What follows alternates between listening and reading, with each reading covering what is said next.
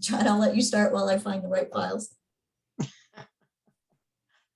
All right.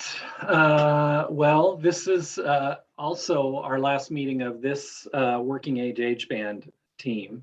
What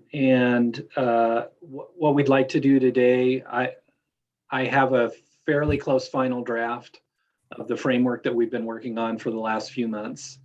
So review that for any final revisions and changes. I will be taking any notes that we make during this meeting and developing a near final draft, sending it out to this group. And then I'd like you within the last couple of weeks of August to respond to that. And then I'll make any final changes and send out the final draft of the framework. With my retirement and kind of the, I think there's some question about how CHIP is going to proceed in terms of the age band work. So I think Lori and I are waiting for the health department, the hospital, and the city to kind of determine the next steps for that. But I think what we both envision is that once that's squared away, that this group may start to meet again and use that framework as a basis for starting the work for the Working Age Band. So that's kind of what's coming. I think we probably can dispense with introductions with this group. I think everybody knows everybody, and this is such a short meeting. So without further ado, I think we could just take a look at the framework and start to run through that. As I've kind of done in the past, anything that's new from notes from the previous meeting or from other meetings that have taken place in between time is in red. And I think you can see that there's not a lot of red on this plan because we've done a lot of the work. One thing that Lori and I did between the last meeting and this one is add a column for who is responsible. And there's a few that I wasn't sure who to put in that column, so left it blank. But that's the other kind of assignment for today, is to figure out who is responsible for the strategies and activities within the plan. So objective one is to increase the capacity of transitional supportive housing. And the first strategy is to coordinate transitional housing providers to assist with the creation of additional capacity for transitional housing. And then the metric is based on the Housing Task Force metrics, which is to increase housing units by 32 by 2024. And the activity is to assist transitional housing providers to identify and pursue grants and RFPs. And the part we left blank was who is responsible. Thoughts about that?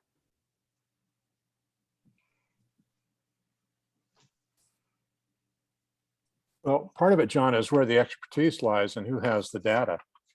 And it's tempting to volunteer somebody who's not here. That's always, I think, an effective strategy. Yeah, I'm wondering about groups like the Housing Solutions Network. Kelly, for example, is in the middle of it with the Pfeiffer House, and she might well know an individual that could do that. It's going to take somebody who has some research skills. This information is, some of it, of course, is generally available, and it's a matter of collecting it and posting it. I wonder though, if in order for Port Townsend or Jefferson County to get some of the big grant opportunities from the feds or the state, there has to be a process between the city and the county to support those grant applications, because they have to be the applicants and the provider has to be the subrecipient. But you know, we ran into this a few months ago where there just wasn't anywhere to go to get somebody from the city, or in this case, the city, to take it on and run with it, and not even run with it, but just, you know, let other people run with it. So I think, you know, I'm just wondering if you have to go to somebody at the city or county and have a person there who's the point of contact. Other people can go after the grant opportunities, but somebody in one of those has to be working with you, or there's no point. I'd So- say, I mean, OLICAP is often our grant recipient, like the hotel, the quick lease of hotels, the county deferred on taking that grant. So OLICAP would qualify since they're often our pass-through CSBG person. But we were just at a shelter committee meeting and agreed that, a problem sometimes with these grants too is an incomplete strategy where you have Bayside and Dove House applying for the same grant and it weakens both applications. So we're going to bring back a recommendation to the Housing Task Force to make convene a strategy committee that is the Bayside, Dove House, OLICAP, Peninsula Housing Authority, Habitat for Humanity, same 5 agencies that are primary supportive housing agencies that collaborated in talking about the 1590 tax when we were putting that together. And if those groups get together to talk about the grants that are coming through, because they're all very cognizant of commerce opportunities and everything, I think that strategy committees nested within the city county joint oversight board and housing task force might be the ideal table to set this at. Commissioner, who staffs that? Is there a person assigned to support those groups? We have a facilitator on contract, Lizanne Coker. I don't think that's enough horsepower for what you're talking about needing. Yeah, I do think there has to be somebody in the actual city or county that is going to agree or sign off, because, for example, the CDBG funds, you can get $900,000 for a new construction project, but unless the city or county is willing to be the grantee, you can't do it. So somehow we have to have both of those things. We have to have the providers working more together and less Hunger Games approach, and but the city and county have to be on board with it too. I don't disagree with you. I just think the Joint Oversight Board is the place that we can bring the city and county together, as well as OLICAP that can apply for those grants. Okay, And if you think so, yeah. And we are adding a financial manager to the county staff. We just created an open position to try to fill that gap a little bit and be able to do the grant management and the Right. applications and administration that we really don't have capacity for currently. But we're consciously trying to increase that capacity in the county. And I agree that it's important. I guess I'm just hoping as we renegotiate the ILA between the city and the county that we can have that group that has all the players at the table carry that water. Mhm. So Greg, what's the official name for that group? Housing Task Force. Okay. Well, or would you, isn't it the Joint Oversight Board that would be taking this responsibility? Yeah, I mean, it's all gonna get, the joint oversight, I don't know, the city wants to rename the Joint Oversight Board as well, so it's a bit of a moving target, but how about the Housing Task Force and Joint Oversight Board, or HTF and JOB? Because they work together, and the JOB is the ultimate group that recommends to the county and the city, but Okay. Let's Peggy's probably right. So how does that translate then against what's here? Because we can't do what's here until that piece is put in place, and that piece is not in place. So for the purposes of this plan. Mhm. Well, I mean, this is in place right now. If you talk about the project that Peggy's going to talk to Dove House about, we're looking at Dove House at creating transitional housing at Jefferson Community School. They're putting a project together. We've thrown support behind it as the county already, and indicated an interest of doing some funding. And now Dove House is looking for funds that fit that shovel-ready project. The Mill Road Campground to replace the fairgrounds is a similar thing, where once you start planning a project, without a project, it's difficult to go for these grants. We just missed out on the August 5th Commerce grant opportunity to quickly buy rooms that were ready for a turnaround in 90 days, I think was the criteria. And, you know, Bayside talked to the Hadlock Motel and a bunch of different folks about trying to get something that was shovel ready to be able to just switch into supportive housing. And we couldn't come up with that fast enough. But if we get all of regular conversations between these housing providers with a nexus to the county, I think that it directly speaks to this activity. I mean, you need government support of the organizations, as Peggy was saying, to be able to really facilitate this. But you also need shovel-ready projects that you can say, hey, let's look for money for this.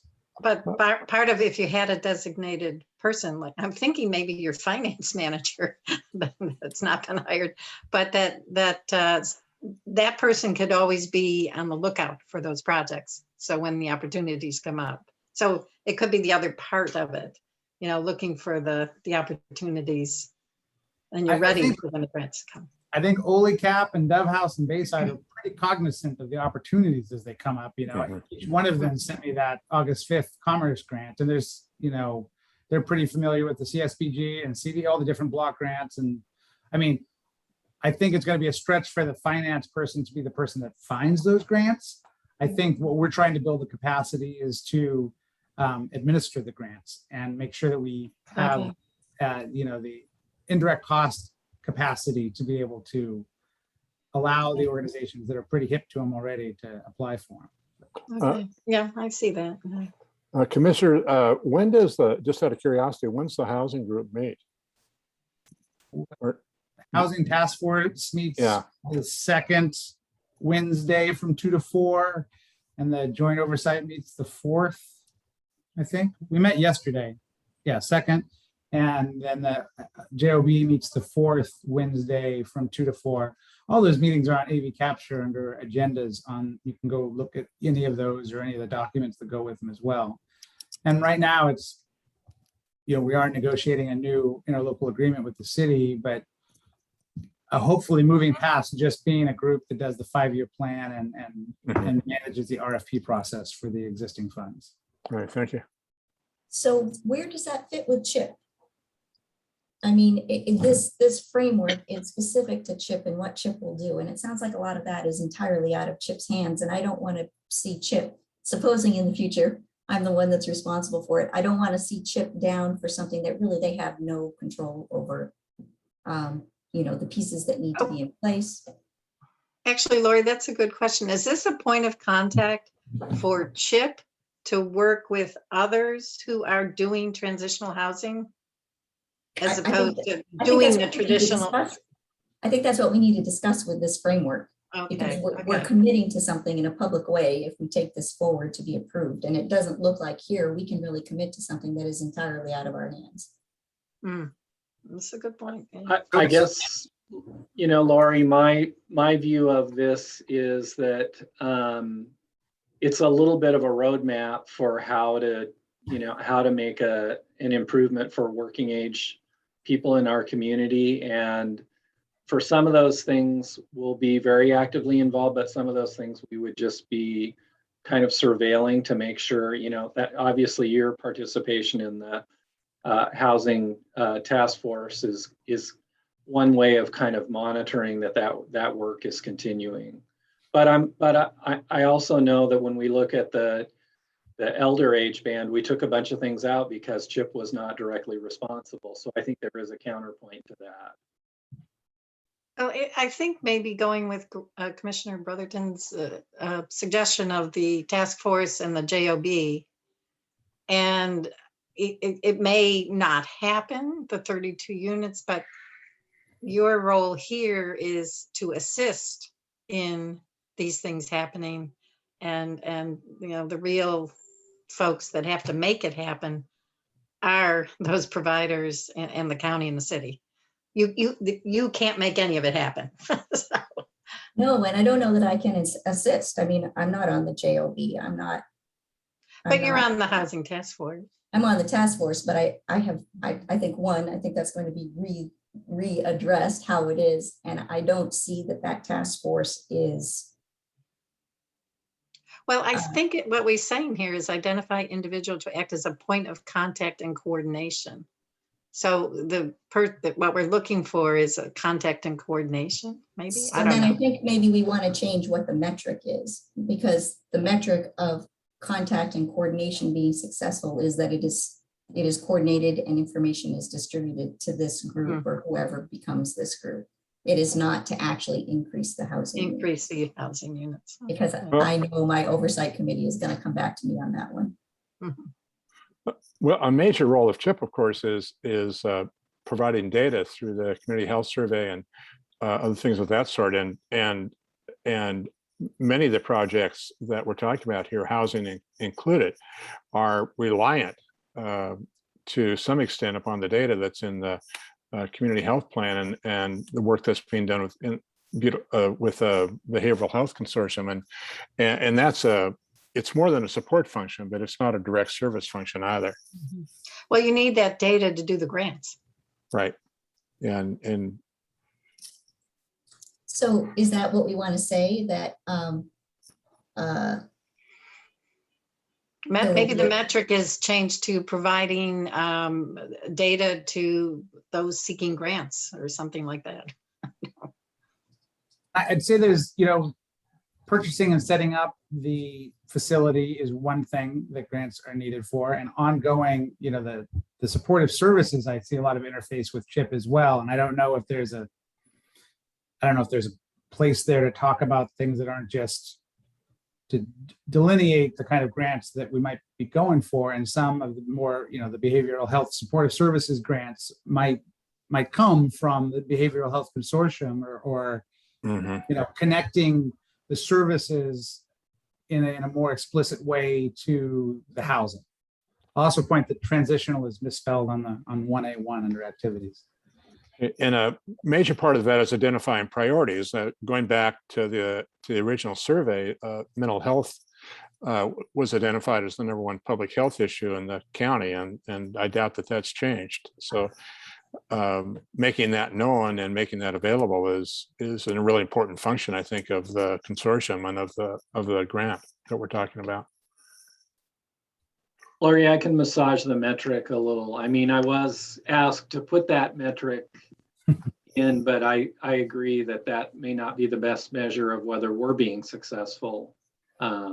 It's really a measure of whether the housing task force is being successful. So Right. And so back to what Dunya was saying the other day about amplifier, convener, or multiplier. I think That's in an this interesting scenario, combination. we're an amplifier. What's that again? So if CHIP for this community is either a convener or a multiplier of efforts that are going on. So in other words, there's an effort that's going on that CHIP does something that complements that and extends or expands it in some positive way.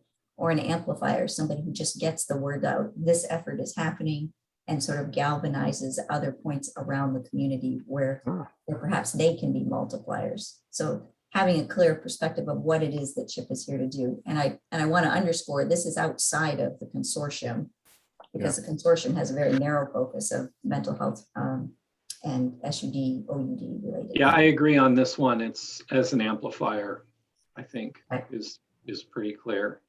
I'm just going to push us along because we're 20 minutes into a 30-minute meeting and Not gonna make it. are on item number 1. So 1B is about coordinating with Pfeiffer House. You guys just heard a lot about that. The only question I have, Peggy, are you the appropriate responsible party for that, do you think? Absent someone else or better. Okay. Hopefully we've done some good groundwork in our last meeting on this one. And Lori, I do think that's a good example of how, we are going to be doing something that's going to support housing, even though it's not one of our direct initiatives. So, okay. And then still under workforce and housing, CHIP to support the work of housing groups to add rental units to Jefferson County. And then the rest of the text is all, as you've seen that all before.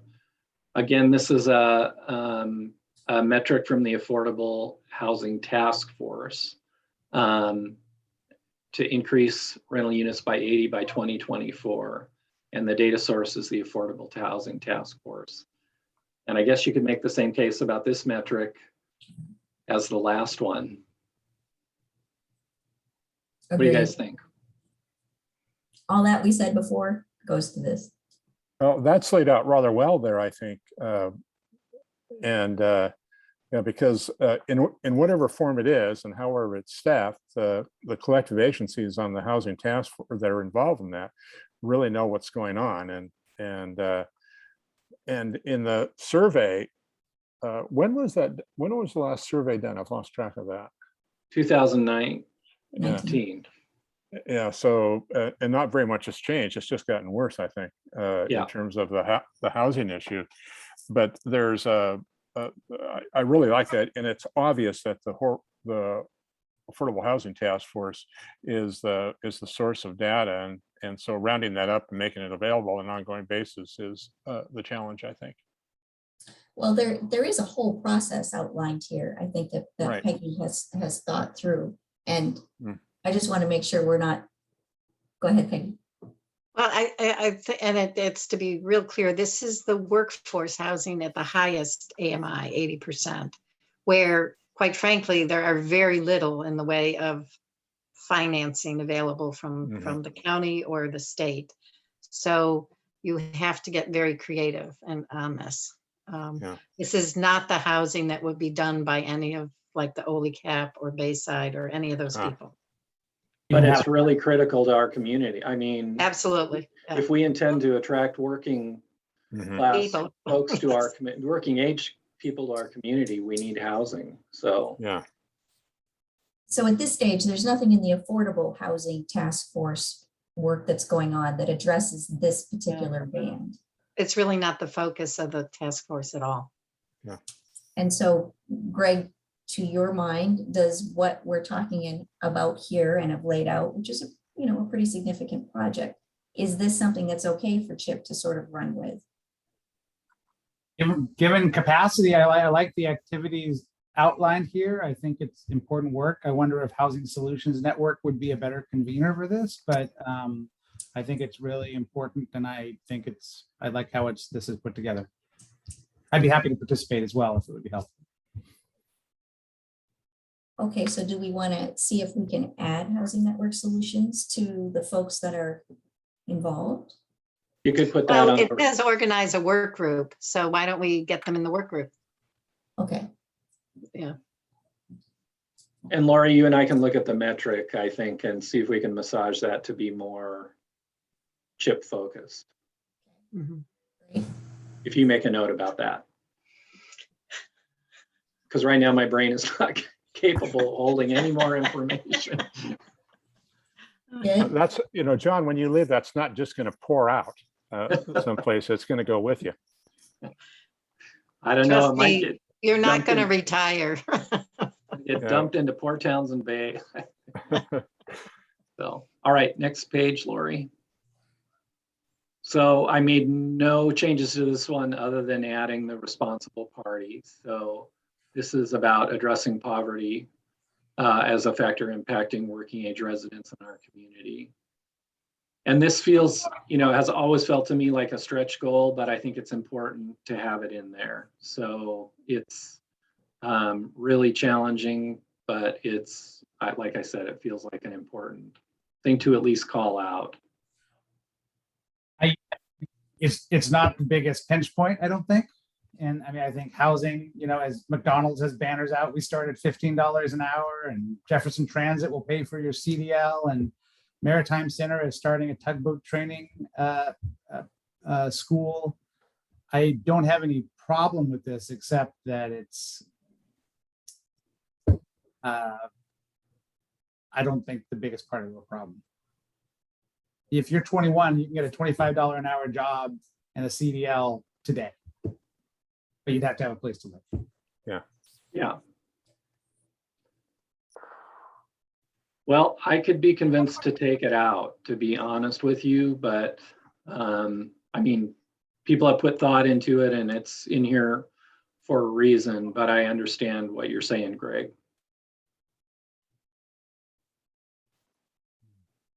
I'm going to leave it in this draft if that's okay, and then add your comments to it. How's that sound?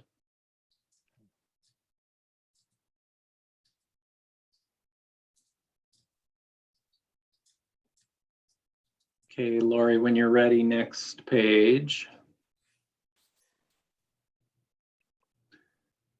So this is about available services, medical, behavioral health, social housing. It's kind of looking at the social determinants of health and what are the services that we need to make sure are available in our community. And again, this is unchanged from the last couple of meetings, but the thing that is missing is who's going to be responsible for doing this.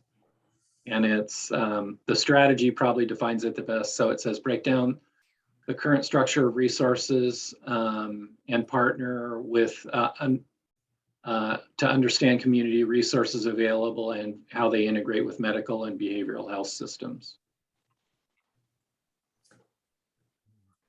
It seems like that's something from a CHIP perspective we could coordinate. It needs to be sort of endorsed, I think, at some high level if we're going and asking people, okay, what grants do you have? And starting to get this overall picture. There needs to be some buy-in of the people. It's not just that we say we're going to do this. You have to get all of these different folks to be willing to share kind of the realm of what funding they have.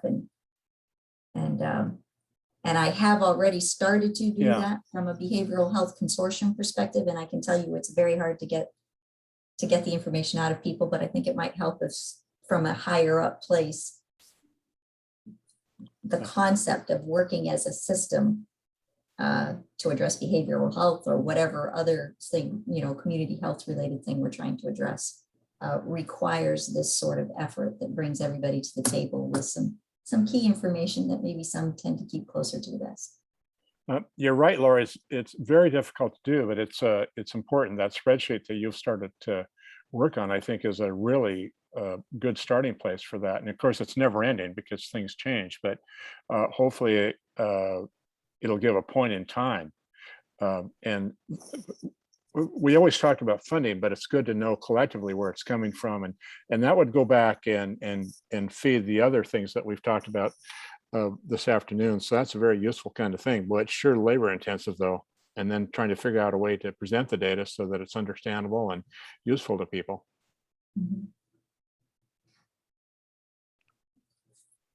I don't understand the first sentence in the activity 1A2. After the comma, is that supposed to be just a separate sentence? A model example that provides an overview of counties, probably how they are formally connected. Yeah, let's change it to say that, Lori, I think. Sure.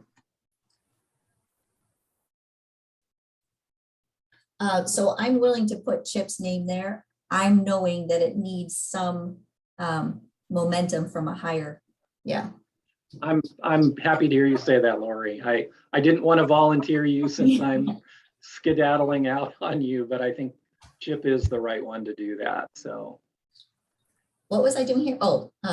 Fix the sentence structure. I think OCH and Salish BHASO are both, kind of overarching organizations that can provide info. That's a great source, Commissioner.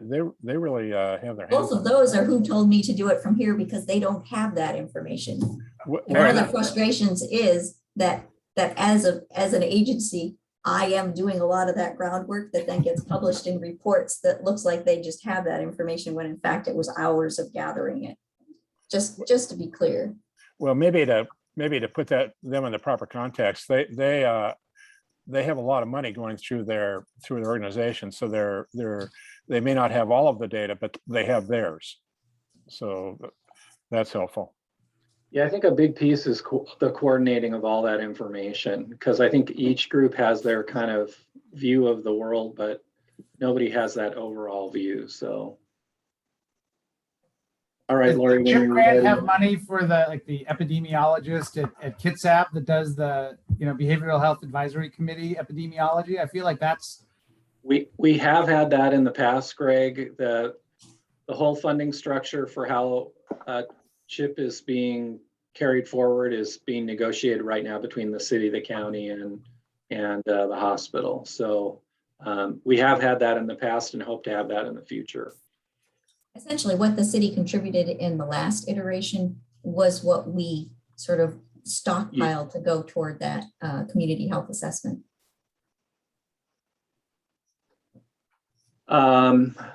So identify strengths and gaps in medical services like medical, behavioral health, social housing, employment.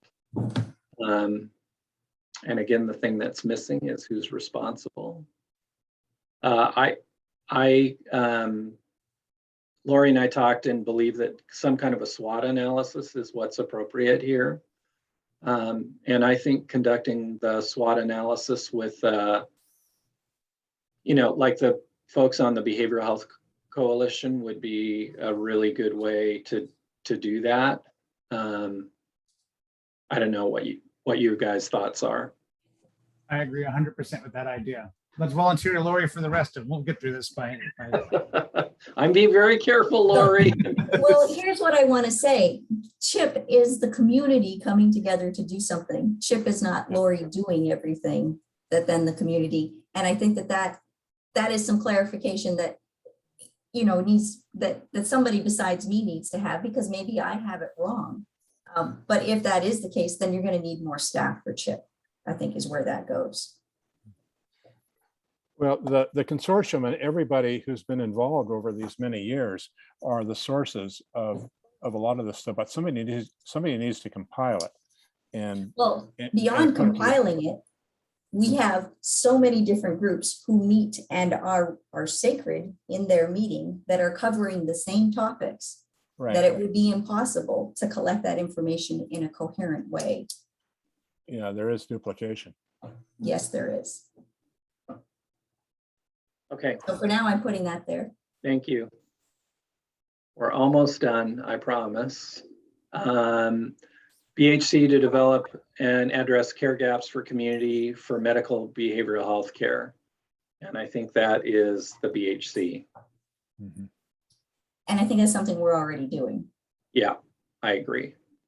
And so the plan in place by 2023, is that an updated plan? Let's push that date out, Lori. Okay. At least 2024.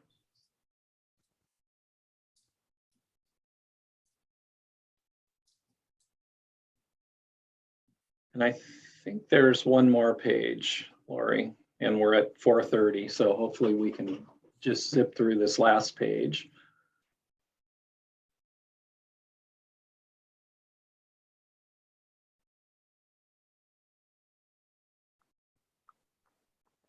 Yeah, so this is really about just getting all of the groups to work together collaboratively, kind of what we were just talking about at the last one.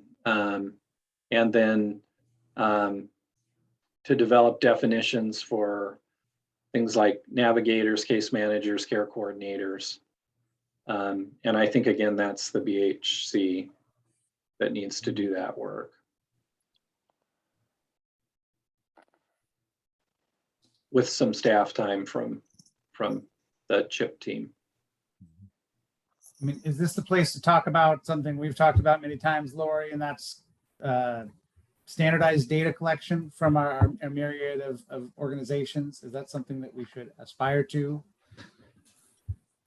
Absolutely, I think we should aspire to it, and we certainly have plenty of effort in that direction.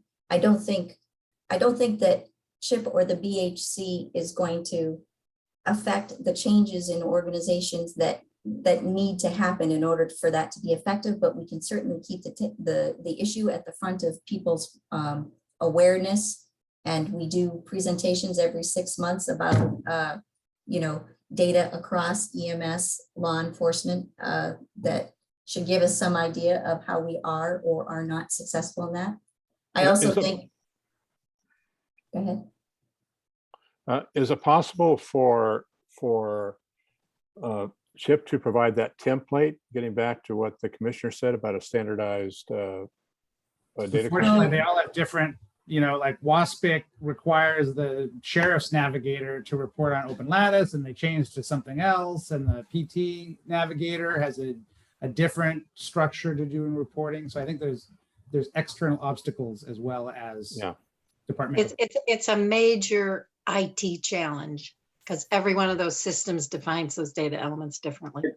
It's Having also worked in IT stuff, this is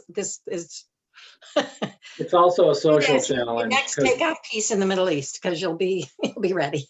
Yeah, it's that's also a social challenge because people have different opinions about how they should collect and store their data, and they're very monogamous to their methodologies. So I do think we have been successful at making some changes in that, but boy, there's still a pretty long way to go. well, we do become possessive, and it's all by design, I mean, maybe you could take a smaller step and say, get 2 or 3 agencies to agree on a common format, maybe not the world. Start small.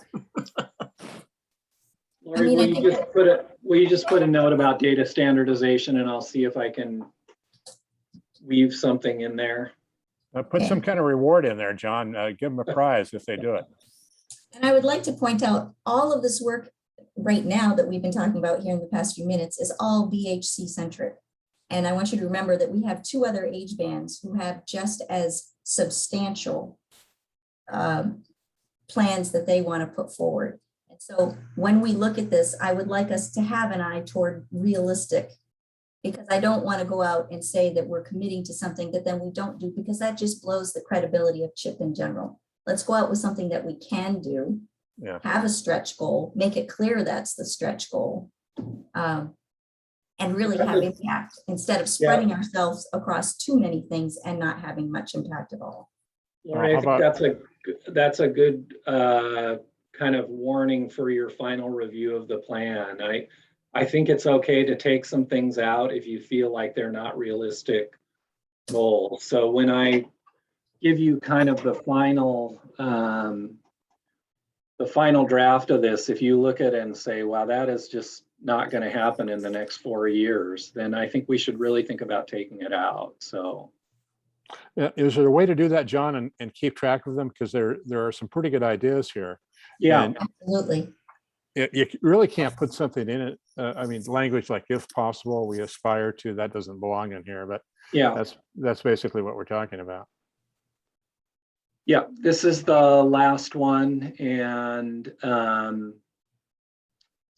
so this actually came, I think, from Brett Black, and it's really focusing about issues around transporting patients who have mental health issues. And I would say that East Jefferson Fire and Rescue is probably the responsible agency, especially as we've talked about before, since they're not here at the meeting today. That's perfect to assign. Second that motion. I guess I wonder if, this seems a little bit outside the working age group. It's important, and I recognize the gap. I'm not, this one doesn't look like all the others.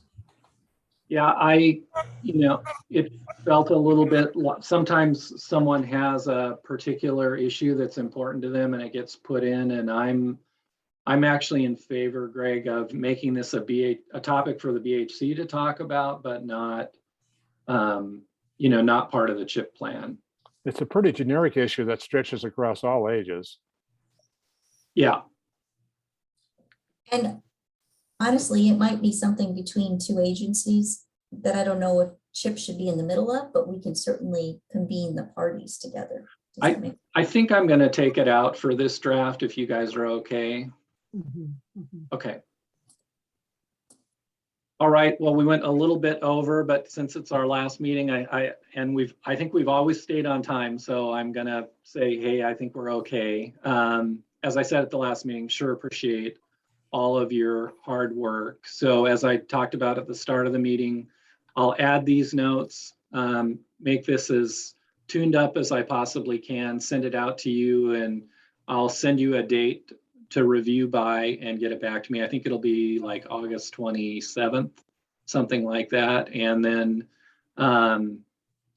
we'll publish a final version of this. So again, thanks for all your help. Really appreciate it. And it's been wonderful to work with you guys. And I think this is really good work. And in the past, these CHIP frameworks have provided great roadmaps for what we need to do in our community. And I think this will continue to do that. So thanks very much. We will miss you, John. Yes. Thanks, All right. guys. Yeah, let me buy you a beer sometime, John. All right. I'm down for that, Greg. Thanks, you guys. Bye-bye. Bye. Bye. Bye.